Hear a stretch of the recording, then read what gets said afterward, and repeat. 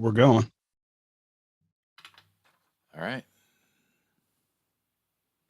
Well, then I'm going to go ahead. Do it. This week on the Media Virus Podcast, Eagles guard Joshua Sills arrested on charges of rape and kidnapping in Ohio ahead of the Super Bowl. But don't worry about it affecting the team. You've never seen him on the field and likely wouldn't even know him if I didn't mention him. Scientists have created a compound that kills so efficiently that they've named it after Keanu Reeves. Teacher loses her shit and probably her job too. All this, Bob LeMent from the Static Radio podcast, Maddie's TikTok Nonsense Corner, and in honor of Black History Month, Stanley brings us the first installment of his chilling new series, How to Survive Dating a Black Woman, on this, the 118th episode of the Media Virus Podcast. It's the Media Virus Podcast.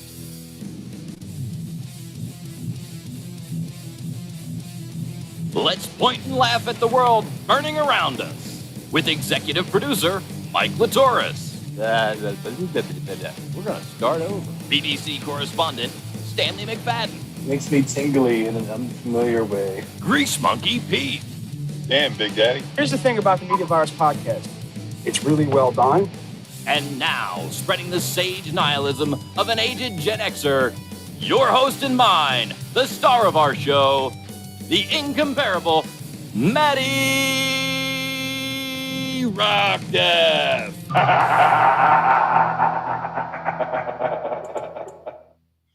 Hot damn, do we have a show for you people this week? I am Maddie Rockdeff. Welcome to the Media Virus Podcast. Please like, subscribe, follow, and share. I want to take a minute and thank the new subscribers for their support and invite everyone to take a moment. Head on over to themediavirus.com and check out all of that awesome content. You can also give us a call anytime, 1-646-VIRUS01. It's there displayed over Mike's head. Our executive producer, the Reverend and Professor Mike Latoris. Good evening. Give us a call. You might show up. You might, wind up on the show. Who knows? Could happen. It does. It could. You know what I was thinking about today, Mike? I have no clue. Tell us and we'll all know. All right, cool. So when I was 17, I was working for my brother during the summertime, and he was a developer up in like North Mid Jersey. Right. He had gotten me a job with his friend, and we were laying sewer pipe, but we weren't a union crew. Right. That's a bad thing in Jersey. It is. But, that's a bad thing in Jersey. But we had to say we were. And I got paid, and I was going to get paid union rates, which I think at the time was like $28 an hour. Right. Dude, I'm talking the night. That tracks. I'm talking the late 90s. Yeah, that tracks. I wasn't even out of high school. It was my junior summer, the summer between junior and senior year. Yeah. I think pipe fitters rate in Jersey would have been about $28 back then. Yeah. So I find out, I get this information, and I'm driving home, and I was so fucking excited, dude. And I was trying to call my girlfriend, on one of those bag phones. Remember the bag phones? Yeah. You had to plug into the fucking, like, you couldn't use it without plugging it into the fucking cigarette lighter. You had to wait for it to like juice up, and then, dial it in the thing and hit and fucking sit and wait. So I'm calling her to tell her about this, this good fortune of mine. Right. That's this job that I was going to start next week. And I was driving my parents' car, and dude, calls, this thing was only there because it was my mom's car. Right. Calls were like $2 a minute, dude. Yeah. I was already doing something fucking stupid. Uh-huh. And in my excitement, I missed a red light, T-boned a Honda. Ooh. Right? Yeah. Ooh. They only had inattentive driving back then, though. They didn't have driving on the cell phone. No, they didn't. It wasn't, I did catch a reckless, though. Yeah. In Jersey, they got me with a reckless driving. And, but the point of that story was, like, I've done some really stupid shit when I was excited, about good fortune coming. But what was the Eagles player's name again? Who's this guy? Joshua Sills. Decided to go out and rape someone because he was going to the Super Bowl.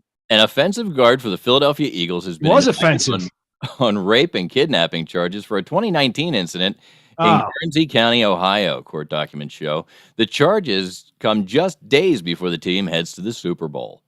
Ohio Attorney General Dave Yost and Guernsey County Sheriff Jeffrey D. Payton announced the charge. What do you think the chances are that Dave Yost is a fucking Kansas City fan? You just saw the opportunity. Ohio's a little bit closer, right? Yeah, I'm just saying. Right. So they released that on Wednesday. Sills, 25, was indicted on one charge of rape and one charge of kidnapping, both in the first degree, and they are felonies. We really don't have much. It was like 2 years ago. Yeah, but you know, they must have got there's I don't think there's a statute of limitations on rape. Oh shit. Well, nobody's got nothing. All right. Well, I mean, the word. I was just saying, like I said, carrying he a probably bag phone during this rape, or what? Was he hauling around his bag phone looking for a place to plug it in, or no? I don't think so. I mean, it was, he had he's like I didn't rape her. That was my bag phone cigarette lighter adapter. I mean to do that. The guy's like a third string offensive guard. You'd have better luck finding a bag phone at this point than actually finding this guy on the field. They probably use them for practice. You think? That's pretty much it. I just think the timing is suspicious. That's all. Right. You know what I mean? Bad luck. Bad luck comes to everyone. Bad luck. Yeah. Yeah. So, don't you think that they would name something Chuck Norris if it killed everything? Well, it's not about killing everything. It's about being efficient. And apparently Keanu Reeves is very efficient in killing things. Maybe they call it the plague. Black Death. They say he's extremely deadly in his roles. Got a star on the Hollywood Walk of Fame, an Oscar, an EGOT even. All very cool, but not nearly as cool, at least in our humble opinion, as being so badass on screen that scientists go as far as to name a group of wildly effective lab-engineered fungi-killing molecules after you. Oh, it's fungi-killing molecules. Meet Keanu-mycins, a new pesticide invented and named by a team of researchers at the biopilot plant at Germany's Leibniz HKI, who published a study on the killer biochemical discovery in the Journal of the American Chemical Society. The molecules kill so efficiently that we named them after Keanu Reeves, German researcher Sebastian Gotz. Oh, we named them after Keanu Reeves. The lead author of the study had said in his press release, because he too is extremely deadly in his roles. You guys see Point Break? That's not so deadly, really. I don't know. Well, at least they didn't name it like Hitler-mycin. That would have been really that would have been really off-putting, I feel. Hitler-mycin is a different drug, I think. Yeah. If you're going to try and put it in a first aid cream, That's right. Give him my H-pack, my Hitler-mycin. Nurse, go ahead and close and rub some Hitler on it. Yeah.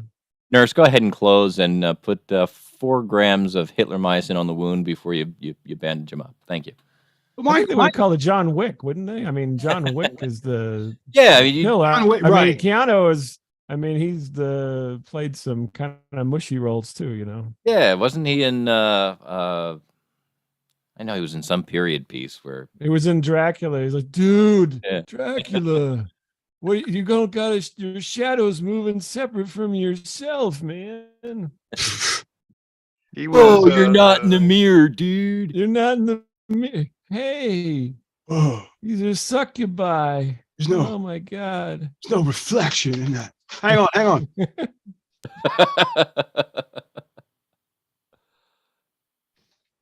Whoa. Well, there you go. Yeah. How was that? Yeah. Did anybody catch him in the last Bill and Ted movie? I haven't seen it yet. Yeah. Did you watch it? Yeah, I saw it. Was it good? No. Was it as good as the other Bill and Ted's? No, because it was the wrong time. time, right? So Yeah, I mean, that's when the Bill and Ted came out. It was fun, and now it's kind of like, The thing with the Bill and Ted movies, though, like I kind of, it's one of those things that you got to see it at the right age. Like if you see Bill and Ted like around 13, 16, something like that, but with the two of them, they're great. They're phenomenal movies. You watch that movie with any discerning taste, and it's a piece of shit. Yeah, it's not. So that's kind of where I was. That was the point I was making. Just like what I did enjoy. I don't know. Did you see this? Has apropos of absolutely nothing, but Ghostbusters, not the reboot, but the one with Paul Rudd, where Egon was dead. The new one. I saw that. I saw that. Dude, it was one of those things for me. And it was for that movie, I rank up there with if you ever saw A Christmas Story Christmas. The new one, yeah. The new Christmas. New one, yeah. The new one. It's so nostalgic and just tugs at the heartstrings that I won't be able to tell you for another 20 years if that movie is actually fucking good. You know what I mean? Just because it just hits. It just hits you right where it's supposed to be. And no, it was good. I did Afterlife, Ghostbusters Afterlife. That's what it was called. Yeah. But I was call it Ghostbusters Generations or something because it's like the next generation of Ghostbusters. Yeah, no, I thought it was really good though. They're actually already planning the next one or I think they're doing another one. Yeah, it was much better than Ghostbusters No Dicks. Ghostbusters No Dicks. I haven't seen the movie in its entirety. I think I started watching it. It's like Black Adam.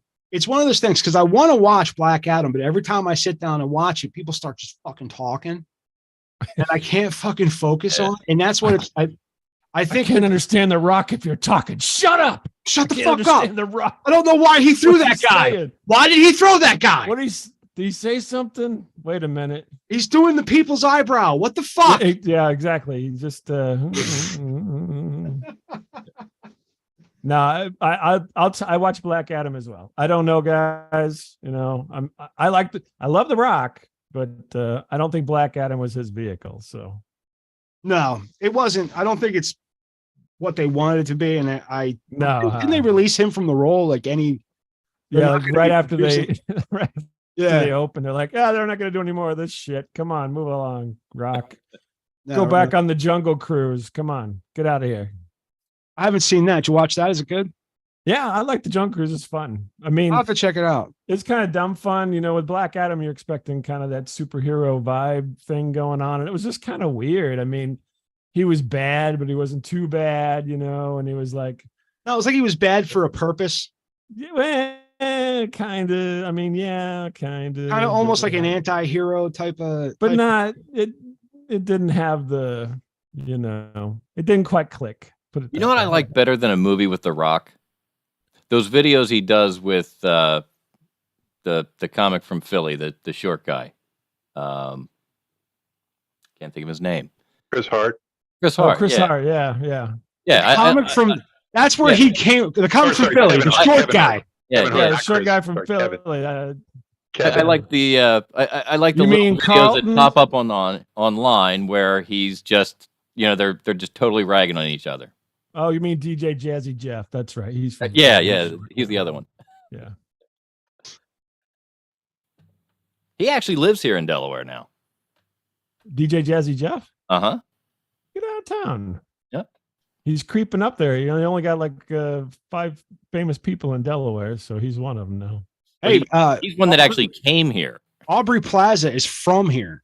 Yep. She's the most famous person from Delaware. That's what I hear. She is. Her dad. As of right now, we're working on it, baby. Right. Yeah, exactly. Yeah. Oh, you guys are all in Delaware? I didn't know. Yeah, we actually I've been. It's very nice. I've been to Delaware. It's a fucking flat state. Rehoboth is our biggest claim. It's nice. Proximity to Baltimore and Philadelphia are the selling points to Delaware. New York City. Yeah, I went to Philadelphia from there. Yeah. Delaware. I work in Philadelphia. I'm sorry. It's terrible. We apologize to him every time. It's not downtown. Downtown Philadelphia is like, I don't know. It's like the cake on the terrible toilet, and then you kind of got some cool things in the middle, and then that's all the shit. No, I work in the Frankfurt section of Philadelphia. Now, my oldest son went to school for political science and interned for a councilman that represented Frankfurt, this particular section. And he told me that this particular section of the city has the highest per capita number of unsolved murders. Not murders in general, but unsolved murders, which means when people get killed there, nobody gives a fuck. Yeah, nobody cares. Nobody cares because it's expected. There was a guy the other day driving up and down the main drag, which is Frankfurt Avenue, just firing a 9mm at people, shot a bunch of dudes. It does happen from time to time. Yeah. And I go there, I sit in an armored building and then I leave. I don't go anywhere. You got a window office? No, well, I have a window door office, but it's on a magnetic lock and it's got bars on it and shit. You would have to be firing straight in to get me. I know that much. I've calculated. I've thought payday loans or what? No, it's a warehouse. It's just customer service. Yeah, no, I don't. I like telephone customer service. Yeah. Oh, gotcha. Well, no wonder they're shooting outside. They're like, right. They're not shooting. I don't know. Do you think they were? I think this teacher might have started shooting if she had a. Well, at least I'm thinking somebody may have wanted to start shooting at her. Her profane rant has sparked outrage in a South Jersey school district. Winslow Township, New Jersey, a teacher's classroom rant to her high school students was derogatory and culturally insensitive, say members of the South Jersey community. Winslow Township High School parents and students are gathering outside the school Tuesday to call for the teacher to be fired and a suspended student reinstated, according to Reverend Kevin McCall, a civil rights activist based in Brooklyn, because, he's got a dog in that hunt. Videos reviewed by Patch has audio of the teacher's comments, which were recorded by high school students in the class. My ears are bleeding from the moment I step into this expletive-deleted school to the moment I leave it, the teacher is heard saying to students.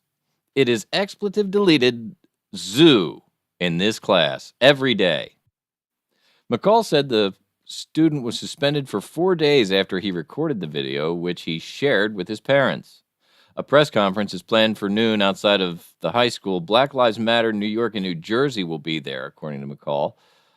In the middle. Now, what about that rant was culturally insensitive, though? I'm not entirely sure about that. Now, see, here's the thing: expletives that were deleted, maybe. No, I guarantee the expletive. No, whenever somebody uses the big N word, okay, they always put N, like asterisk, or N-word. Yeah. Something like that. And then we play ambiguity then. Yeah. Right. But they always make sure that they don't just say expletive deleted. When it's expletive deleted, that's fucking. She said fucking. But if she would have said, they would have. Couldn't they just put fudge? And then we could have played the game. What N-word did she use? Right. Was it neighbor? Was it nickel? Things like that. But nice guy. In this particular case, the only thing she said is this place is like a fucking zoo. Now, probably, yeah. That's what she said, right? I think everybody says every school's like that, though. It's like a fucking zoo. Like, how many times? Come on. How is that culturally insensitive? You're the one that has to take that and go, oh, were you saying I'm an animal? Where does that shit come from? Philly? Is there a zoo around there close by? Maybe that's There's the Philadelphia zoo. It's one of the best. I think it was the first zoo in the country, wasn't it? Is it? Where do you hail from there, Bob? I'm in St. Louis, so yeah, I like the. Oh, you're in Missouri, the murder capital of the world, or the United States right now. Yeah, but I don't know how far the unsolved part, though. I mean, as far as I got solved. So I got a sister that lives in the suburbs of St. Louis. And in the metro, as they say. Yeah. And I really enjoyed the show Superstore. Superstore. I've only seen a couple of those. I haven't watched that very much. It's basically about a Walmart, okay? And it's set in fucking St. Louis. The show is genius. Oh, yeah. The show is incredible. And if you ever watched the hilarious thing is there's no Walmarts in St. Louis. No, but it's not really called Walmart. The show they're outside in the county, probably by your sister's. Yeah, because it's probably cheaper. No, they get robbed, and that's why they don't. That's how the city. That's how Philadelphia's going. Is there? It's going to get shut down. Well, the last time I was in St. Louis, I got that vibe that there's a lot of places you don't want to hang out after dark. Yeah, you don't want to be. Yeah, like we walked areas here. We walked across the street from the hotel to a bar that was there, and that seemed a little seedy. And were you downtown then? I guess I'm guessing. Downtown. Yeah, it was downtown-ish. Yeah, more than likely, it's deserted after. Oh yeah, definitely deserted. Yeah, St. Louis is great. Yeah, St. Louis is great.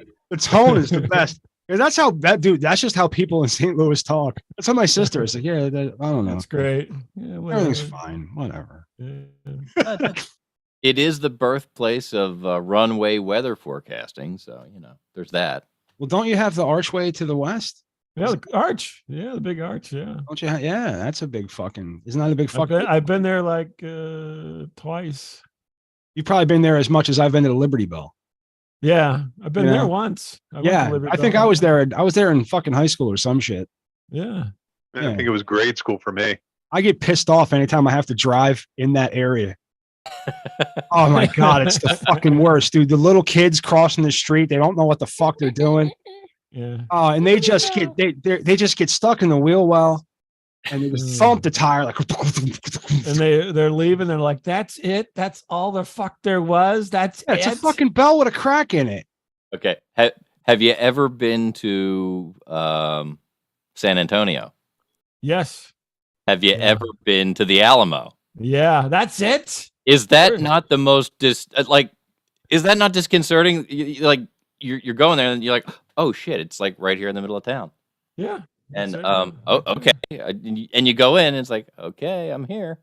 And then where's the basement? 15 minutes there. The basement of the Alamo. Where's the basement, man? They don't like that joke at the Alamo. Basement. They don't like that at the Alamo. Yeah, they don't like a lot there at the Alamo. Speaking of pissing, did you pay homage to Ozzy Osbourne and piss on the Yeah. No, but I did drink in that bar. Oh, yeah? Yeah, right across. See, if you're facing the Alamo, if you go to the right and across the street, there's a hotel. And Roosevelt stayed there. It's like this big deal old hotel in San Antonio. And the bar is really cool. It's neat inside. And they've got a side door out to the sidewalk. And that's where everybody was going to smoke. So I go out there to smoke a cigarette. And I'm smoking. I look over and there's, it's the wall of the Alamo. And I said, hey, do you think? And the guy who was out there smoking with me said, yeah, that's exactly where they locked Ozzy up for pissing on the Alamo. He walked out this door and took a piss. He was wearing a St. Louis Blues jersey, by the way. Nice. That's terrific. It's in his mugshot. You can see it in his mugshot. I don't know why he was, but he was. I mean, he was in St. Louis. If you're going to be in St. Louis. Well, that was at the Alamo. He was but he was in San Antonio at that point. Oh, fuck. I forgot where we were. I don't know what but he's all messed up anyway. He didn't know where he was. I got pee. Sharon. But I always advise people. I always advise people go to the Alamo because it is one of the most underwhelming experiences you'll ever have, and you've got to write that. You've got to have that story for somebody. Is it more underwhelming than listening to the Media Virus podcast? Yes. Yeah, it's like especially why when it's is so all of freaking Texas hot, concerned too. about this fucking postage stamp of land behind a wall that should have fallen down years ago in the middle of town? It's surprising it's not a parking lot by now, but yeah. Yeah, I mean, it seems to me that you could park a lot of cars in there. Yeah. A lot better use of space, I guess. Alamo rental car and parking garage. Well, they already got the Alamo. Like, yeah. There you go. It's a perfect fit. Won't even have to change the sign. That's right. That's right. Well, they can actually even keep the structure. Just build over the top of it. Yeah. Make it the snack bar. Right. You can get some jerky and Daniel Boone drink or something. I don't know. Is there a snack? Is there like a gift shop at the Alamo, Pete? Oh yeah, there's always a gift shop. So. I don't remember seeing a snack, or a gift shop.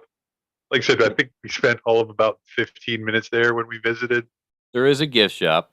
I know that because I walked in. I bought a couple little tchotchkes for my niece was back here, and she knew I was going to Texas, wanted something, so picked up a little something. And in my change, the state quarters were big back then.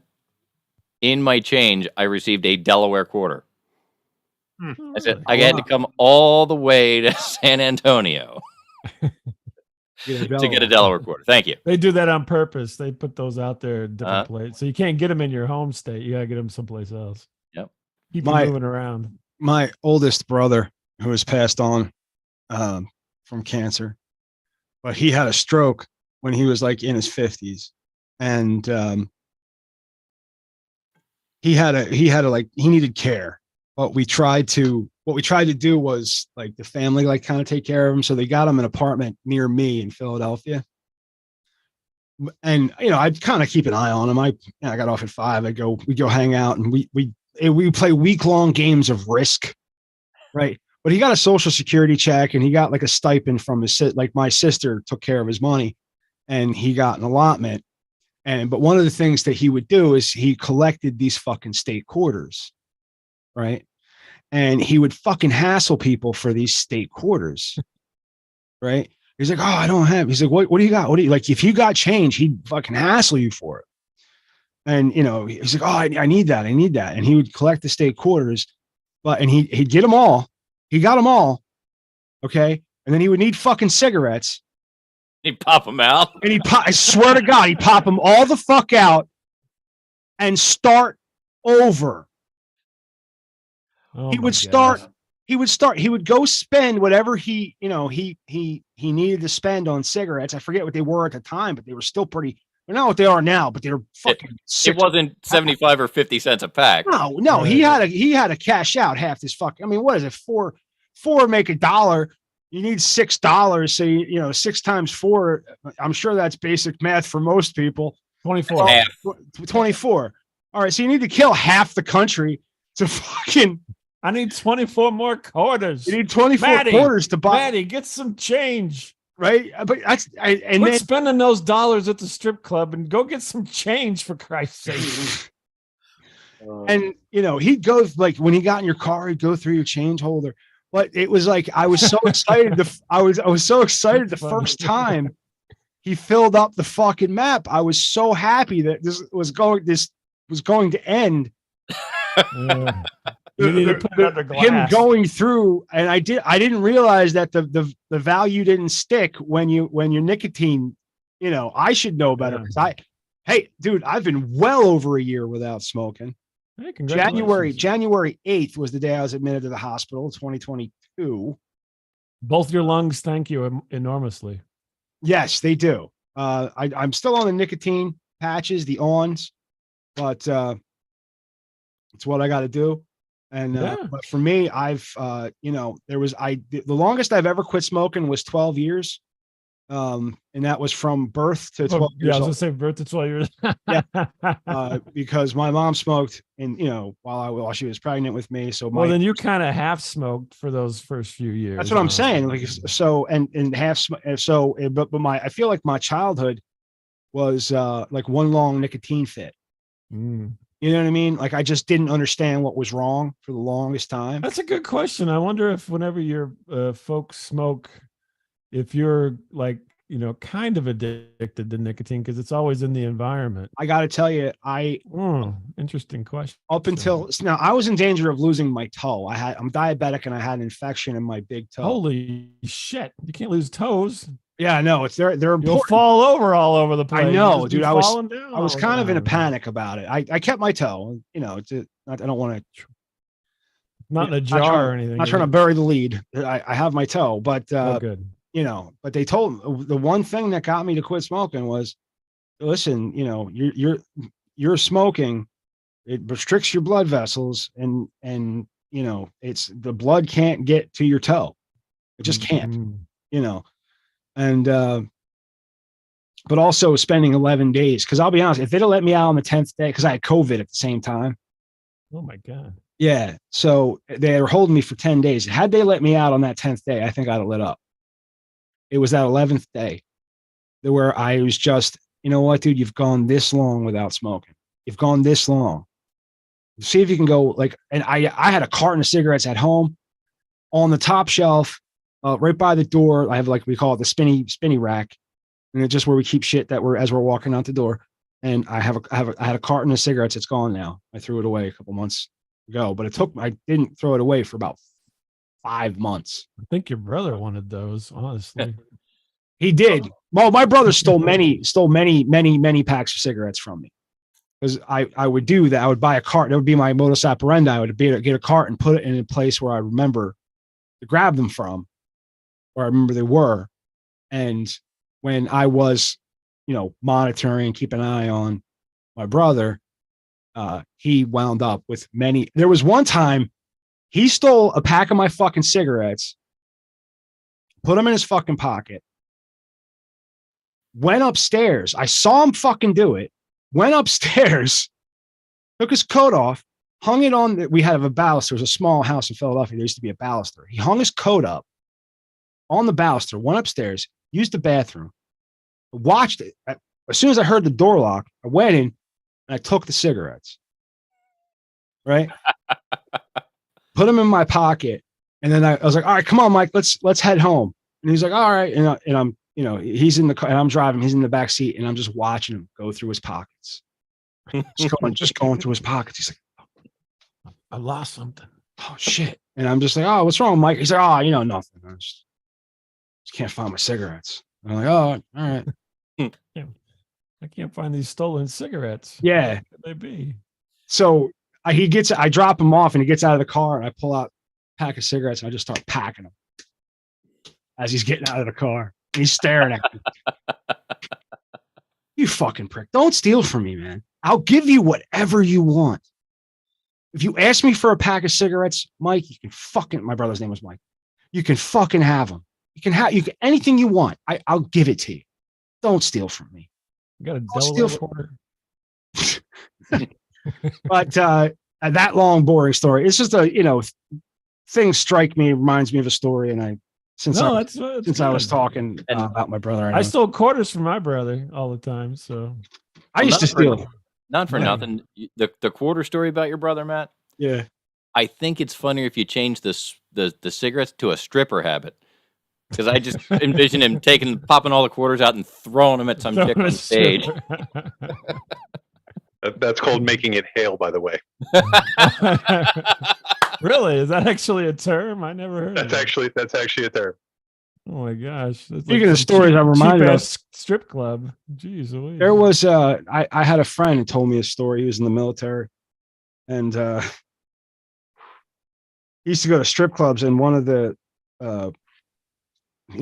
things that this particular young lady used to do is if you stuck a roll of quarters on the floor, she could bend over and pick it up, without her hands. Hey, that's a talent. That's a talent. It is a talent. It is a talent. So he thought it would be funny to take a lighter to a roll of quarters. That's mean. Dude, he got his ass kicked. I bet. That's just mean. Hey, elephant girl, come over here. Those aren't ears, honey. The nickname was the anteater. I don't know. The anteater? What'd you call somebody who has that particular, talent? Really fucking flexible, I think. I guess. I don't know. Yeah. A girl that can do that. I'd like her. Make sure everybody. Oh my gosh. Like we always say, when you talk about a teacher's profane rant, you end up on strippers every time. There you go. Every fucking time. Maybe that's what she was talking about. She's like, you kids don't know how much money I can make picking up quarters with my vagina, and I'm here teaching you shit 2 + 2. Right. It's a fucking jungle in here. I mean, we finally get a teacher that ain't fucking the kids, and they want to fucking fire her. Right? You know what I mean? But honestly, like, listen, I'm not saying the bitch deserves to keep her job. I'm not saying that at all, because you can't use that. You're not supposed to use that kind of language with kids. You should be tempered enough for the fucking job. You should know what the job is, right? But everybody has their day. I get that. But still, you know, but I don't see a reason. Now, if the kid was suspended just because he made the video, then there's no reason to suspend him. But if the kid, Correct. If the kid was being an ass, because it sounds like the group of children were acting like assholes, and there's no longer any. Remember what used to happen when we act like assholes in school, Mike? Yeah, there were beatings and there were beatings. I went to Catholic school. The teachers hit you. Then they called your parents. And your parents hit you. Your parents hit you. All Sister Catherine had to do was like move her hand towards the ruler on her desk. Everybody shut the fuck up. Straighten right up. I don't remember any of the sisters' names. I just remember there was Sister Barfight, who we also called Sister Hendricks. And then there was Sister Mustache. But I think her real name was Sister Ruth. We called her Sister Mustache. And yeah.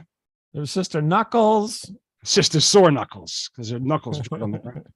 Sister Charles Bronson. We called Sister Keanu Reeves. No, Sister Barfight, though. The thing about Sister Barfight is she had like really, really dark circles under her eyes. That looked like she had black eyes. Yeah, they were a constant. Sister Raccoon. Right. But Barfight was funnier. Right. The idea. Sister Rocky. Oddly enough, I did see, talk about strip clubs and Catholic school. Once I have gotten out of Catholic school, I walked into, a couple of friends and I, we were all in a band together, and we were on a drinking tour, and we were going to the worst strip clubs in New Jersey. Fantasy Show Bar. Yes, we did go there. I think you're the announcer for that. It sounds. You mean there's a differentiation between good and bad? There is. If you walk into a place and that girl has a bullet wound, that's right. That's a C level club.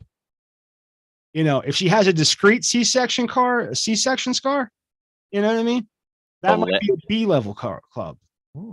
The last time I was in a strip club in Jersey was up in North Jersey, across from the Poconos. Yeah. And we walked in. It was me and my buddy. And Jersey and strip club is not. It's kind of like Delaware and strip club. There's weird rules and stuff. Yes, if they're if they can only get so naked, if they're drinking, they can't get naked. Right. You know, there's only titties if they're drinking. So not drinking. None of them understand the concept of a titty hug when you walk in. You know, and it's always the girl who's got like mosquito bites. So this girl, like, she wouldn't bug off. Like I wasn't paying $50 for her to rub on me. Just not happening. So when Matt introduced me, he said, the Reverend and Professor. I am an ordained minister, and I had my clergy card on me. I'm like, look, honey, I'm just here with this guy here. I'm his minister, and I'm here. We're really immersion therapy. I'm trying to work him through a problem here. If you could just let us be. And she's on. I said, finally, I said, well, do you have a clergy discount, like a 50% clergy discount? And she was so hard up. I paid her $25 and went into the little private room in the back. But oh my goodness! Oh, you got the clergy blowjob discount. Oh, dude, that's exciting. She's like, I gotta give you the collar, young lady. I gotta put the collar on you. So we walk in. Let me finish the story real quick. We walk into the fucking White Eagle, right? Okay. Now, the White Eagle is a strip club in New Jersey on River Road in Riverside. Okay. Riverside, New Jersey is a shithole. I grew up there. I know. Okay. So we walk in. There's a more of a funny story after this, but we walk in, we sit down, we're watching some terrible fucking, I mean, this woman she wasn't haggard, but she was gonna be in about 10 years. Like you could tell she was on her way to haggard. You know what I Right. mean? But she still had some life. There was some life in the old dog yet. And I look over to my right, and my friend's staring at somebody. And he turns to me, taps me, he goes, "Look at that." And I'm like, "What?" He goes, "That's Mr. So-and-so, who happened to be the junior, the 11th or 12th, no, 11th grade religion teacher. Ah. My religion teacher from 11th grade was sitting in two tables over with his head back and this woman's titty like right up in like, you know your video's out, right? oh, fuck. I can We're hear imagining you it though. We're imagining I it. We're can imagining move it away from the mic. So No, but so she's back. She's like bent over and like, there's no touching. So it's like almost. And I'm like, I swear to God, holy shit. That's the man who, dictated religion to us in 11th grade. Like we, read the Bible together and shit. There he is. Everybody's got their needs, Maddie. what's that old saying though? Those who can't do, teach.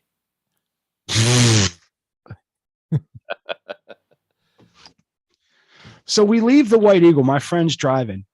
Everybody's fucking hammered. Everybody. All right. My friend's driving, and he's saying he's the most sober. This is years and years ago, back before drunk driving was such a big fucking problem. Okay. I'm just joking. When it was illegal, but it wasn't. It wasn't. Totally. It was. Dude, you're wasted. Let me follow you home. Yeah, let me. Exactly. Thank you, officer. Or you still seem to be handling this car okay. So we pull out of the White Eagle, and as we pull out of the White Eagles, behind us are cherries. Like the cops turn their fucking cherries on, and they pull us over. My friend's driving, gets his license out, and he fixes his hair. Cop comes up, "You have your license and registration?" He goes, "Yeah, here. There's no problem here, officer." He hands him the cards. The cop you're looking for. Yeah, cop looks at his shit. Goes, "Yeah, there's no problem here." Hands the shit right back to him, and let us on our way. I was fucking amazed, dude. It was one of the weirdest days of my life. Sounds like it. I mean, and I've had some weird fucking days. Ben Kenobi. He just like, yeah, everything's, there's no problem here, officer. Okay. He just looked at his shit. It was mind-boggling. He didn't go in the back and run. He didn't do anything. Cop just went, there's no problem here. Here's all these good steak quarters I got from out of town. Instead of the $50 bill behind the $50 bill. You sure he didn't hand him some special like Jedi card or anything? His stripper coughed and they came out, so I figured I'd keep them. That's right. Yeah, did he give him like a freebie coupon or something to the strip club? Like what? Here's a sandwich club card. It's all punched. That's the secret. There we go. Well, on that note, coming up after this, we're going to be digging into finding out all about Bob. Is it Bob LeMent or Bob LeMent? LeMent. LeMent. It's Bob LeMent. Yeah, or you can say it slower. Either way. Bob LeMent. From Static Radio, the Static Radio podcast. And then after that, we're going to get into Stanley's tips on surviving dating a black woman, and Maddie's TikTok nonsense corner. And was there some other shit that we had to promote there, Mike? Talk about? No, I think that's enough for now. Do that strip club announcer voice again. Do that strip club announcer. What did you say? Ladies and gentlemen, you can find all the stuff out about the Media Virus podcast at themediavirus.com. You can give us a call 1-646-VIRUS-01. That's 1-646-VIRUS-01. Check us out in the B Block with Bob LeMent. From the Static Radio Podcast, we'll be back right after this.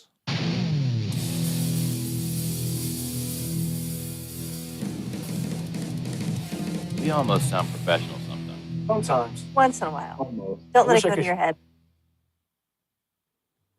And A Block is in the can. In the can. How do I? Just like my 11th grade religion teacher at the strip club. That's right. We're still. Hang on. We're still streaming. I'm trying to figure this out. Why can't I?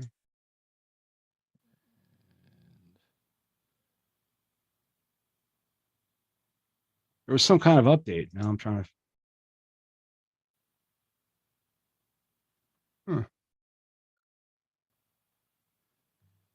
Name it.